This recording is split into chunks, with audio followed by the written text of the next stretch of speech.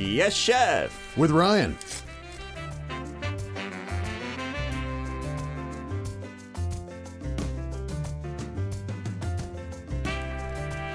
It is almost everybody's favourite time of the week. Well, in particular me, because I get to eat during this segment. It is October as well, which means it is Halloween season just around the corner, which is why on today's Yes Chef, with our wonderful global chef, Ryan, we're going to be talking about pumpkins and dishes that you can make with pumpkins here in Korea.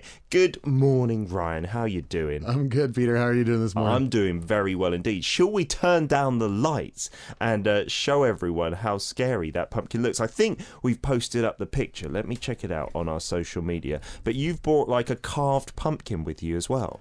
Yeah, every year just about, it's kind of fun with the culinary students to give them a chance to see what it's like to carve up pumpkins. They don't have experience with it. It does kind of teach some knife skills. I guess so. Yeah. Yeah. It's kind of nice. We'll add some other things in there too. Maybe carve up some apples into swans. Oh, nice. Watermelons. It can be done in so many different ways. Yeah, you can find them sometimes at fancy restaurants just as a decorative garnish. Right? Yeah. Sometimes the beautiful flower carrots and things like that. There's little steps you can take, and it's not that difficult. You just have to try it out. Yeah. Check out the photo on our social media, Instagram and Facebook, Arirang delectable, all one word. You've got Ryan in the dark with a beautifully lit up, scary pumpkin face. That's a pretty good one. Like when I first saw it without the lights, I thought, that looks very basic. But when you shine the light in it, in the dark, it looks pretty cool. A bit haunting as well. A little different. Not my best work. I've put a lot more time into some in the past, and I think I'm going to do that today with some students. Maybe put 4 or 5 hours into one and really. What's cool about these Korean pumpkins is they're really thick. Okay. The Western pumpkins, the big orange ones, yeah, they're often a little thinner. Okay. So you can't get that three-dimensional depth as much. Sure. With these, you really can. You really can have a lot to work with. So you can peel it off and then kind of carve it. Yeah, really. It looks pretty carved, the one that you've brought. So that's an orange pumpkin, but this is still different to the Western ones. Right. How is it different? Because it looks different as well. It looks like it's a squashed version. Like the Western ones are maybe more rounder, like a ball. Yeah, that's true. These are often the Korean pumpkins. These are often a little shorter, but not always. And you don't get them really huge because folks aren't trying to carve them here. They're for eating. Sure. Actually, we do kind of waste a lot of food in the West, but it's a lot of fun goes into it too. So. Yeah, I don't think too many people eat their pumpkins after carving them, but you can use those ingredients in, like, I guess in the States, pumpkin pie is quite famous, isn't pumpkin it? Pie, pumpkin spice lattes, pumpkin soup is a really nice one. And I must say that this variety of pumpkin is better than the Western one for doing things like that. Really? Yeah. Can we grab it? Because it's not coming out very well on the video radio at the moment because we've got the camera in the studio. So take a look at that. This is the Korean variety of the orange pumpkin, right? Yeah. And you say it's good for carving and also tastes better in those kind of dishes that you're talking about. Absolutely. Really? There's a really nice, slightly sweet, but it can also go savory. You can do sage and cream and onion and make a soup out of this. Have you ever seen a pumpkin soup that's made in the pumpkin? No, that sounds brilliant. That sounds like that bread roll with the pasta inside. Right, almost. Right. And here in Korea, you might not see the pumpkin soup, but you'll often see these. Yeah. And they've stuffed them full of all kinds of different ingredients. Like rice and things like that. Yeah. Sometimes duck, sometimes cheese will be all in there, and then they'll steam it or roast it, and it comes to the table and they've cut it up and it just kind of folds open. Yeah. And you've just got a feast. It looks amazing. Wait, can we turn off the lights just 1 second? Can you 잠깐만 꺼줄 수 있어? Yeah, because it looks 하나 다 꺼줄 수 있나? Wow, look at that. How cool is that, it's right? It's kind of fun. Yeah, look at that. And this is such a great thing to do with kids as well. Not many people do it here in Korea though, do they? We had, it's unknown. A few years back, I got a ton of pumpkins and took them to the farmer's market, and my goal was to get a lot of people that have never done it before interested in doing it. And it didn't go over so well. Folks didn't want to actually do it. They wanted me to do it for them. Yeah. And so I couldn't do as many pumpkins as I wanted to that day. So I wound up having a lot of pumpkin soup, pumpkin spice lattes. I can imagine for ages and ages. I must say, we look much better in this lighting, Ryan, so maybe we should keep it dark all the time. Yeah. Could you turn on the lights? Thank you very much. So this is what we're talking about, pumpkins. But to be honest, Ryan, I don't see this variety of pumpkin as often as I see the smaller green variety, which we've got in these dishes, right? That's right. This is the kind of standard one that I see a lot in Korea. What's the difference? This is sweeter for sure. These I grew up having these often in the States, but we called them more like acorn squash or kabocha squash. It's a pumpkin. It's totally, you can do just about anything with this one that you want to do with this one or vice versa. But these are always available here. Yeah. And these are really a seasonal product. So do they do the same things then with both? You can. Traditionally, this is for making the porridge, the juk. Oh, really? But I've seen it made with this. We've had students, lab classes doing the pumpkin porridge with this type of pumpkin, and it comes out great. The steamed version is usually this one, but I have seen it done this way before. And that's what this is. This is just hobakjim. Yeah. Let's see, what other things have you seen with these kind of pumpkins? Well, definitely this. And sometimes they'll put it in something sweet, like a sweet kind syrup. of glazy syrup, which tastes amazing as well. It's good stuff. I got a little bit of sugar on these and a little bit of salt, but I wanted you to be able to just taste the natural pumpkin flavor. Yeah, because just steamed and nothing else. Like when I first saw them, I didn't really eat pumpkin back in the West. It was just basically a Halloween thing. Right. Pumpkin pie is great, but yeah, that's... we don't even eat that much pumpkin pie in the UK. It's not such a big thing. So I rarely, if ever, ate it. And then I came to Korea and I saw it just steamed, and I was like, that doesn't look very appetizing, does it? Just a steamed piece of pumpkin. But these are so much sweeter and taste great by themselves. I would compare them almost to like a sweet potato. You can just have them as a snack like that. They're loaded full of beta carotene, like sweet potatoes often are. Yeah. All kinds of vitamins, man. They're really good for you. I like to eat the rind. Eating it as well is fine because it's not that tough at all. This one's a little tough. You wouldn't want to do that there, but these are great after steamed. The little green ones, right? And these are called hobak, right, in Korean. I'm not sure if there's a name difference between those. There are. This is the translation is like aged pumpkin. Okay. It's not an aged pumpkin really. It's just that it takes longer to grow, of course. Sure. And this is just the hobak, right? Is this known as the hobak? If you ask for a pumpkin, a hobak, you'll get the little green one most cases. And what confused me is you also have an air hobak, right, in Korea, which is like almost a baby pumpkin directly translated, but that's like a zucchini, isn't it? Right, which is, it makes sense. It's all the same family. When the plants are growing and there's no fruit on them yet, then yeah, they look really, really similar. You get the same kind of flower, like a squash blossom. Oh, kind of really? Thing. Yeah. Okay. So can you eat the leaves of that? Because some Korean dishes have the pumpkin leaves that you wrap around things. Steamed, and they're awesome. And the blossoms are my favorite. They taste good? Oh, absolutely. And that's not usually used here. So I'll sometimes go by somebody else's farm that has lots of them. Yeah. I'm like, do you mind if I take some of the blossoms? Because they're like gold. You can stuff them and deep fry them. You can just cut them up and have a salad with them. They're delicious. What do they taste like? Like a salad leaf or more like a kind of flower? There's definitely a little bit of a pumpkin flavor or like a squash flavor to them, but a tiny bit of sweetness. And then, you can add all kinds of different flavors. Again, if you just you get them in the morning when they're still closed. Yeah. And then you can use a piping bag and put kind of like maybe a breadcrumb mixture with different herbs inside. And then batter it and then quickly fry it. Amazing. And it's just an amazing little dish. Well, that sounds like a treat and a half that I would never have imagined. But yeah, they do eat the leaves here as well. That's quite a big thing. Steamed, like you say. You can wrap up things just like you have a sam with many other like salad leaves. Waste not, want not. Even the leaves of pepper plants here are often eaten. Yeah, it really is eating pretty much everything out there in nature that is not poisonous. So in terms of cooking these dishes, for a steamed pumpkin like this little one, you can get little ones in the West as well? My dad used to pick up what we called acorn squash, which are very, very similar. Okay. And he would cut them in half and then take out, of course, the seeds and kind of the slimy bits inside, right? And then get pecans and brown sugar and butter. You mentioned this before, didn't you? And maybe. And then just roast them in the oven for a very long time, at least an hour or so. And they get really nice and soft. And if you want to go to the next level, you can drop a scoop of vanilla ice cream in there later. Oh, wow. That sounds awesome. It's good stuff. With some healthy, balance as well there. So if you've got one of these little pumpkins, how long do you need to steam it? And do you just steam it whole, or like you say, do you cut it and take out the seeds and stuff first? Definitely cut it, take out the seeds, wash it really well because you want to be able to eat the skin too. And these, I was checking them a lot. These I grew on the rooftop, and then the one used here came from the farm. So yeah, we're doing the farm to radio today. But these guys, they steam.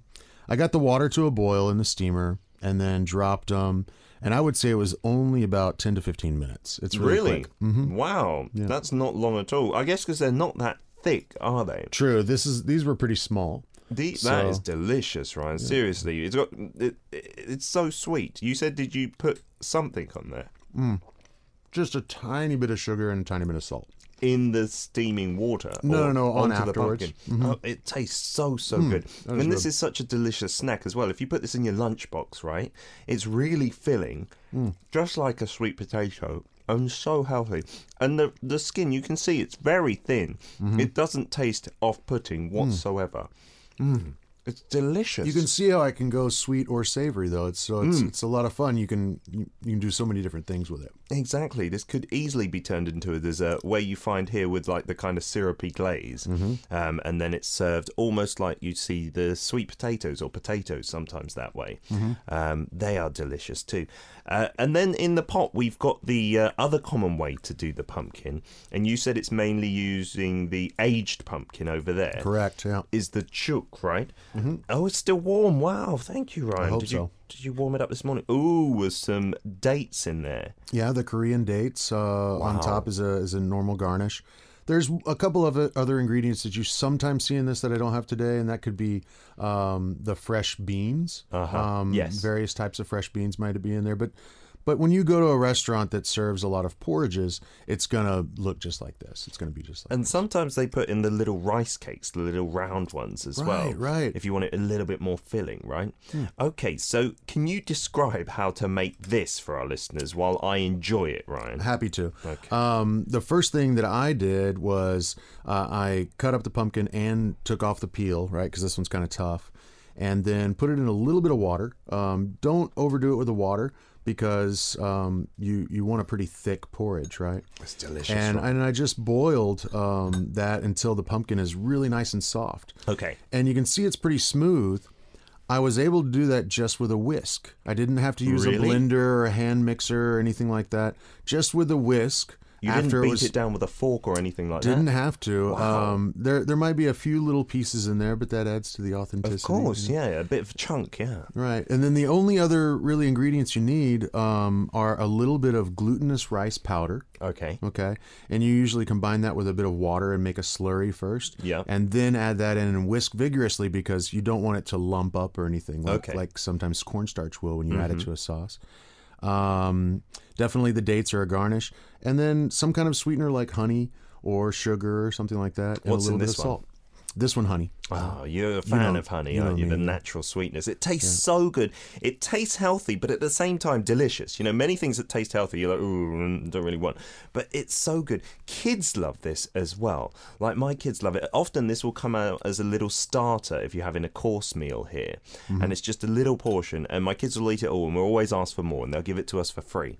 It's a great dish for everyone, older people as well. Harmonies and harabajis love this because it's easy to eat as well. Grandpas and grandmas. It's so easy to make, and with seasonal ingredients that are cheap right now, everybody should be eating this. So the process to make that from start to finish, cooking time included? Oh boy, only like 25, 30 minutes. Seriously, you don't need to boil it up if too you long. cut the pumpkin into small pieces, it'll of course cook faster in the water and speed that time up. So yeah. Delicious, delicious. Please, as Ryan always says, using the ingredients that are in season, that's a brilliant way to always not be bored with your food as well, right? Right. We got the seasons here, and I never lived before coming to Korea. I never lived in a place that had 4 seasons. It's so nice to every time you get new ingredients in the market to play with, you know. Yeah, and these are in season right now, so don't just carve them to make them look scary. Eat them as well, right? Use those ingredients.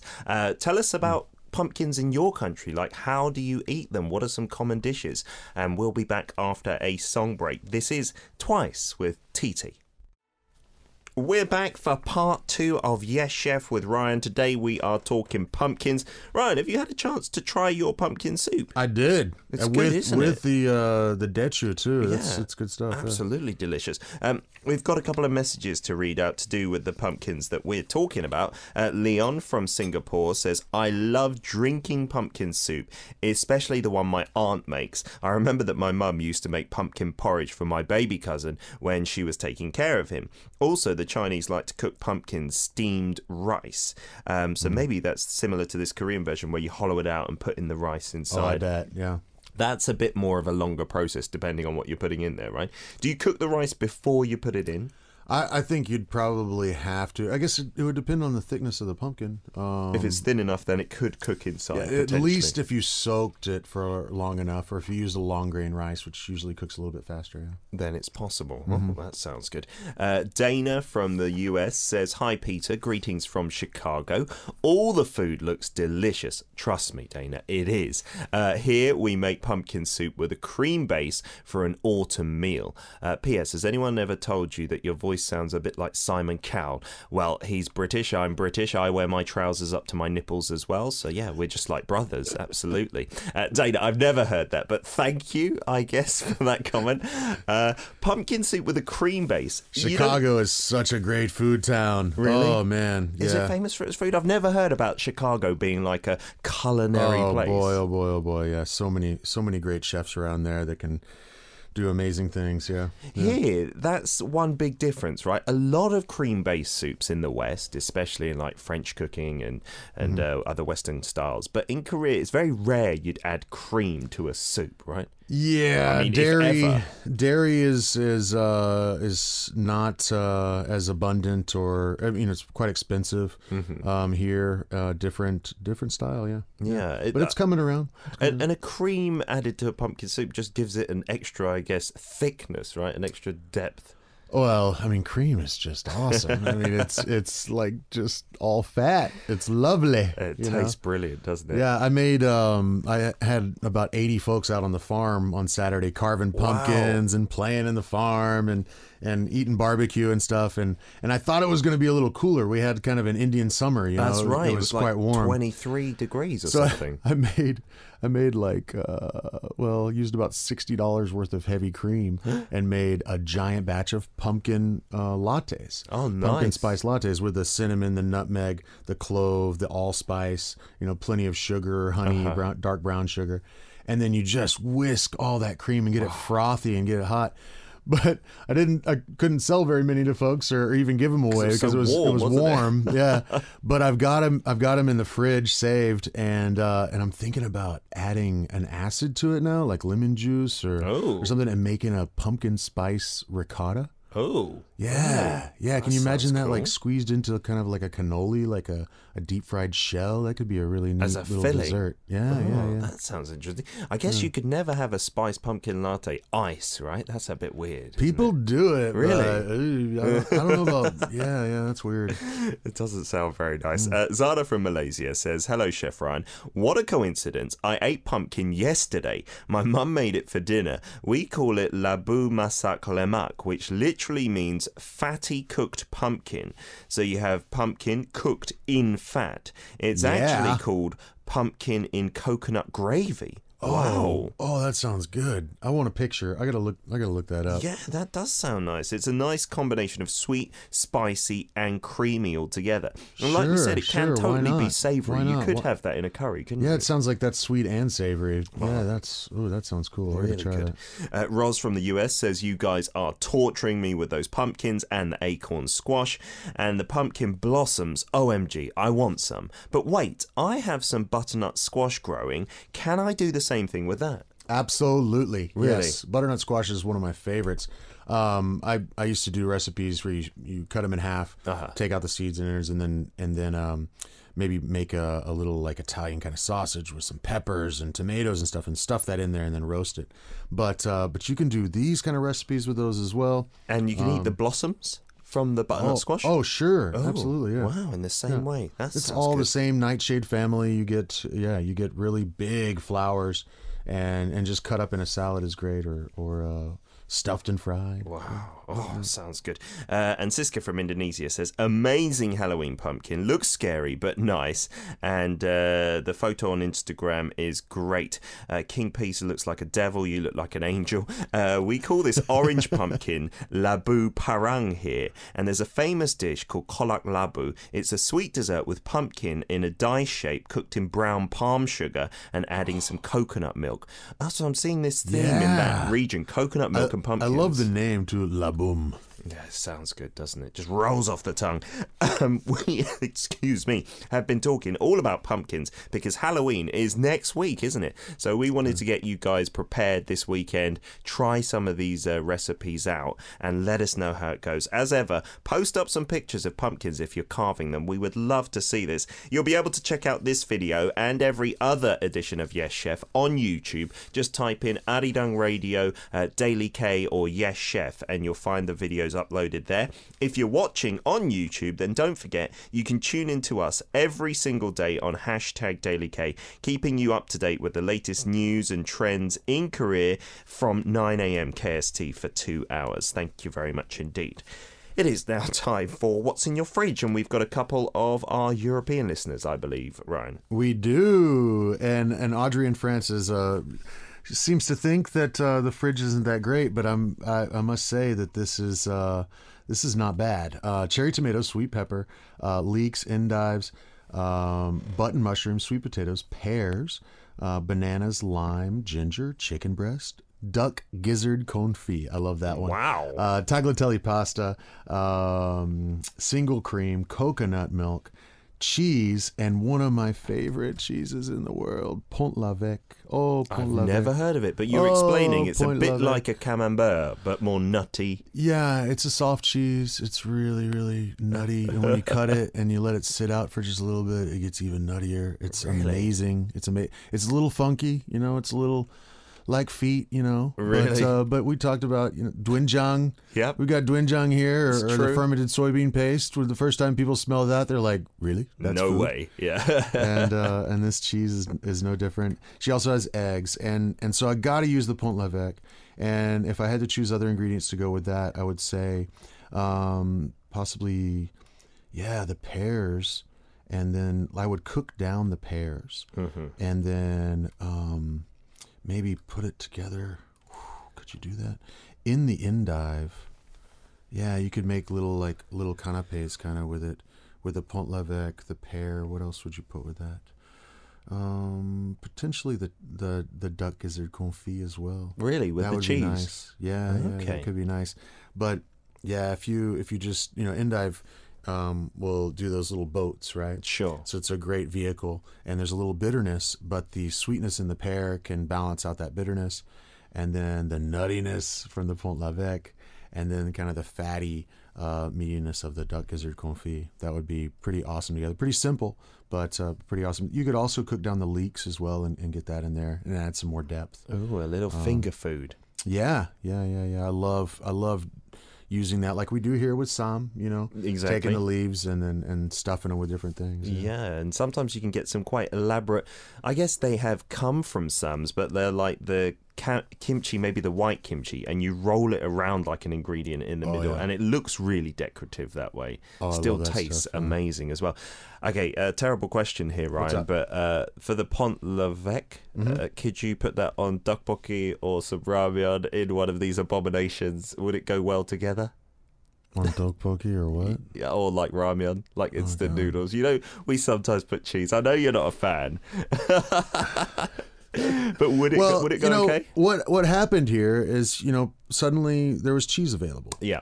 And people didn't really know how to use it, so they tried it in a lot of different ways. That's why you'll see, cheesy pumpkin dishes. You'll see cheese over chobap, like sushi. Yes, with the prawn one in particular. And, I always encourage experimentation. Yes. So go for it. Give it a shot.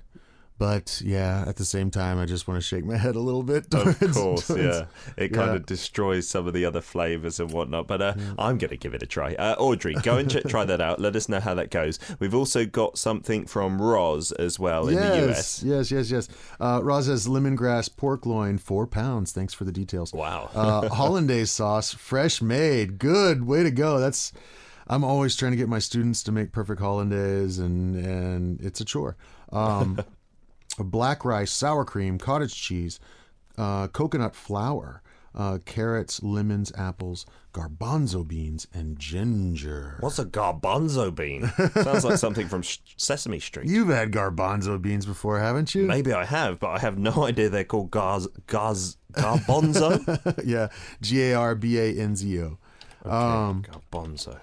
I guess with this, the things that stand out to me are they chickpeas, no? Yeah, same thing. Are they called garbanzo beans in the US? Oh, or both? I call them chickpeas normally, but I'm familiar with both names. I didn't know they had another name. Nobody calls them garbanzo beans in the UK, yeah. Garbanzo sounds a lot better than chickpea, doesn't it? I don't know. It sounds more exotic for sure. More fun to say. Garbanzo. Okay. I love chickpeas in a curry, especially. Oh, man. Yeah. Making hummus and, dude, it's awesome. With your fridge, Rosalind, I'd have to say the lemongrass stands out to me. Definitely the coconut flour, the carrots, the lemons, the apples. Why don't we try to do some kind of a little curry thing then with if you like garbanzo, please. This one will be for Peter. Thank you, Roz. Cook it for me. Send it over here. Let's take the lemongrass and the ginger and chop that up really fine. Slice your carrots thin. Get that lemon zest. Don't forget that. With the coconut flour, a fine ground, I think you're going to have to make a little slurry with that using water.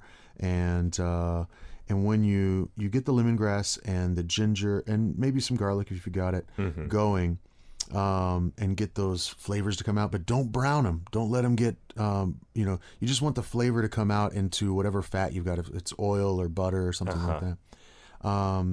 And then you can, you could use the pork loin in this as well. It doesn't hurt to have some meatiness to it. Yeah. But I would almost get it almost frozen so you can slice it super thin. Okay. And then you can saute that in that lemongrass and ginger and maybe garlic.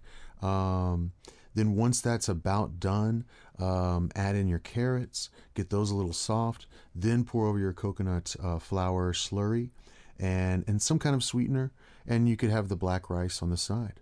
And then garnish definitely with the lemon zest and a squeeze of lemon over the top. What about the garbanzo beans? Oh, you're gonna have to soften those. Take a while to cook. You're gonna have to soften them. You have to soak them. You're gonna have to pressure cook them, and then you can add those in as well about the same time as the coconut flour. That sounds nice. Especially you gave that idea with slicing the pork thinly. Like I think it tastes much better when it's thin, especially pork loin. When it's too thick, it can get really dry and chewy. I don't like it like that. Well, it's all about surface area and the flavor you're getting to it. So yeah, if you can slice it really thin, which it does make it a lot easier if it's almost frozen. And then you can get all that lemongrass and ginger flavor all over it, and the coconut as well. Sounds so good. It's why I really like chadorbagi here that they have in Korea, the thinly sliced meat, beef, isn't it, usually? Right. And then when you have that with the sauces around, because of that surface area, it's so good. good. I love it with the soy sauce and chopped chili peppers. That tastes so good. Oh.